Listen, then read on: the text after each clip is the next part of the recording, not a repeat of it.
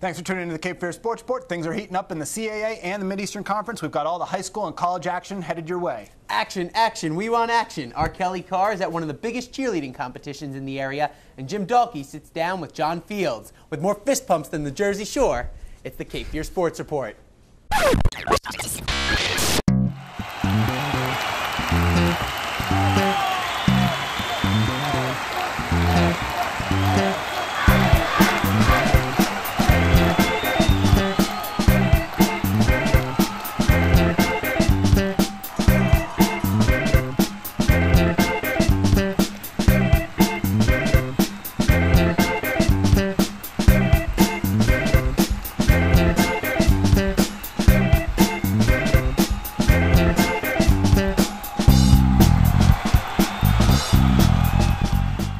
Thanks for watching the Cape Fear Sports Report, driven by the Stevenson Automotive Group. I'm Joe Messeri. I'm Jesse Jones. Leading off this week, we're going to check out what's going on over at UNCW. Jim Dalkey has our Seahawks Spotlight.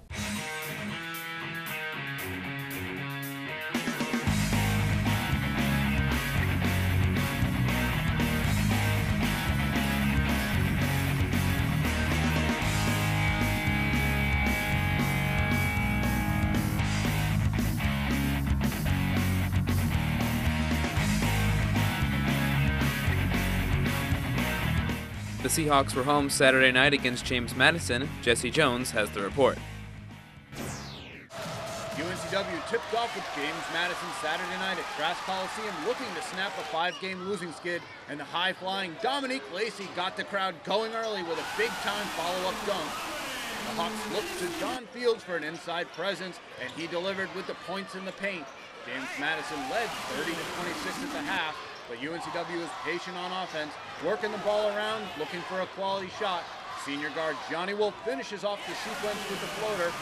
Wolf tallied 16 points on the night.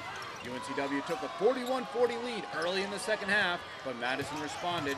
They hung around, getting the deuce down low. The UNCW regained their lead down the stretch, led by John Fields' 17 points and 11 rebounds. The Seahawks improved to 3-6 in the Colonial and 7-13 overall. UNCW is back on the court Wednesday when they play at Hofstra. Stay tuned later in the show. We'll have an inside look at UNCW's main inside man, John Fields. With the baseball season less than 1 month away, the Colonial Athletic Association has announced its all-anniversary team, highlighting the best players in the CAA over the last 25 years. Two former Seahawks, Ronald Hill and John Rayner, received the prestigious honor. Hill, a powerful right-handed pitcher, is the program's all-time wins leader and was selected by the Phillies in the 2005 MLB Draft. Rayner, a speedy outfielder, ranks in the top 10 of 11 statistical categories at UNCW. Rayner stole a school record 42 bases in 2006 and was drafted by the Florida Marlins after his senior season. Continuing with baseball news, the Seahawks have been picked to finish second in the CAA. The Seahawks return all 8 starting position players and 6 starting pitchers. Catcher Cody Stanley and designated hitter Robbie Monday earned all CAA honors, and the Seahawks' first home game is February 26th against Lehigh. Good to see UNCW pick up a big win Saturday night at home. That's right. From the Seahawks to the Sea Devils, CFCC was home at the Schwartz Center. The Sea Devils went into Saturday night's game on a 5-game win streak and looked to continue their winning ways as they hosted Clinton.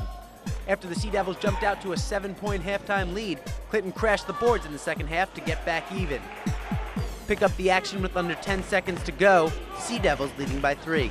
Clinton elects to go for the quick 2 to pull within 1. And after a foul, Cephas Oglesby goes to the line to shoot 2. Oglesby, who finished with 20 points and 4 rebounds, is as cool as a popsicle as he knocks down both free throws to put the Sea Devils back up by 3.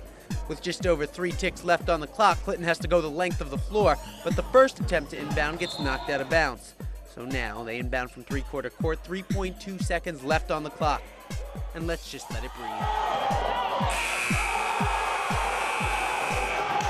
But even an early power outage can keep the Sea Devils from lighting up the scoreboard on Saturday. In the extra session, Tabaris Speaks completes the hard drive to the hoop for 2 of his 18 points. A few possessions later, he speaks again, this time one of his 5 assists, as he hits Keith Davis in the corner, who says, "Gimme all 3 of these." And with the Sea Devils up 1 with time expiring, it was the defense that came up big as Clinton's last shot falls short, giving the Sea Devils the 91-90 win in an overtime thriller. Coach Ryan Mantlow says the scrappy win shows the team is coming together at the right time. I think experience. You know, we've been there a couple times, and our guys have really bought into what we're trying to do, and just experience helped us in the end there. Sea Devils will be back at the Sports Center next Saturday, where they hope to keep the home winning streak going. Well, stay tuned to the Cape Fear Sports Report. Coming up later on this show, Hoggard head coach Scott Braswell will come and join us, talk a little NFL football. But next, we've got the high school roundup. You're watching the Cape Fear Sports Report, driven by the Stevenson Automotive Group.